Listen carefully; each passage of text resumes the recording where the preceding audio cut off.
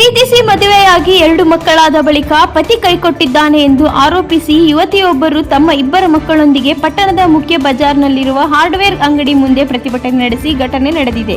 ಪಟ್ಟಣದಲ್ಲಿ ಬಟ್ಟೆ ಅಂಗಡಿಯಲ್ಲಿ ಕೆಲಸ ಮಾಡುವಾಗ ತನಗೆ ಪಕ್ಕದ ಅಂಗಡಿ ಯುವಕನ ಪರಿಚಯವಾಗಿತ್ತು ಎಂದು ಯುವತಿ ತಿಳಿಸಿದ್ದಾರೆ. ನಂತರ ಅಮರೇಶ್ವರ ದೇವಸ್ಥಾನದಲ್ಲಿ ಹಿರಿಯರ ಸಮ್ಮುಖದಲ್ಲಿ ಮದುವೆಯಾಗಿದ್ದೆ ಎಂದು ಯುವತಿ ಹೇಳಿಕೊಂಡಿದ್ದಾರೆ. ಮದುವೆ ನಂತರ ಹೆರಿಗೆಗಾಗಿ ಮಹಾರಾಷ್ಟ್ರಕ್ಕೆ ಕರೆದೊಯ್ಯಲಾಗಿತ್ತು. 2ನೇ ಹೆರಿಗೆ ಸಮಯದಲ್ಲಿ ತನ್ನನ್ನು ನಿರಾಕರಿಸಲಾಗಿದೆ ಮತ್ತು ಯುವಕನಿಗೆ ಬೇರೆಡೆ ಮದುವೆ ಮಾಡಲು ಯತ್ನಿಸುತ್ತಿದ್ದಾರೆ ಎಂದು ಯುವತಿ ಆರೋಪಿಸಿದ್ದಾರೆ.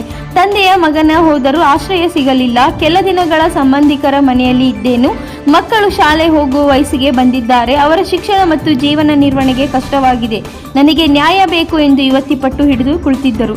ಪೊಲೀಸರು ಮನವೊಲಿಕೆ ಯತ್ನ. ವಿಷಯ ತಿಳಿದು ಸ್ಥಳಕ್ಕೆ ಬಂದ ಲಿಂಗಸೂರು ಪೊಲೀಸರು ಯುವತಿಗೆ ಮನವೊಲಿಸುವ ಯತ್ನ ಮಾಡಿದ್ದಾರೆ. ರಾತ್ರಿ ಸಮಯದಲ್ಲಿ ಅಂಗಡಿ ಮುಂದೆ ಮಕ್ಕಳೊಂದಿಗೆ ಕುಳಿತುಕೊಳ್ಳುವುದು ಸುರಕ್ಷಿತವಲ್ಲ. ನ್ಯಾಯ ಬೇಕಿದ್ದರೆ ಠಾಣೆಗೆ ದೂರು ನೀಡಿ, ಕಾನೂನು ಪ್ರಕಾರ ಕ್ರಮ ಕೈಗೊಳ್ಳುತ್ತೇವೆ ಎಂದು ತಿಳಿ ಹೇಳಿದ್ದಾರೆ. ಆದರೂ ಯುವತಿ ನ್ಯಾಯಕ್ಕಾಗಿ ಅಂಗಡಿ ಮುಂದೆಯೇ ಕುಳಿತಿದ್ದರು. ಈ ಸಂಬಂಧ ಇನ್ನೂ ಅಧಿಕೃತ ದೂರು ದಾಖಲಾಗಿಲ್ಲ. ಪೊಲೀಸರು 2 ಕಡೆಯ ವಿಚಾರಣೆ ನಡೆಸಿ ಸೂಕ್ತ ಕ್ರಮ ಕೈಗೊಳ್ಳಬೇಕಿದೆ. ವಿರೂಪಾಕ್ಷಯ್ಯ, ಸಾಲಿಮಠ, ಅಂತರ್ಗಂಗೆ, NKS TV4 ವಾಹಿನಿ.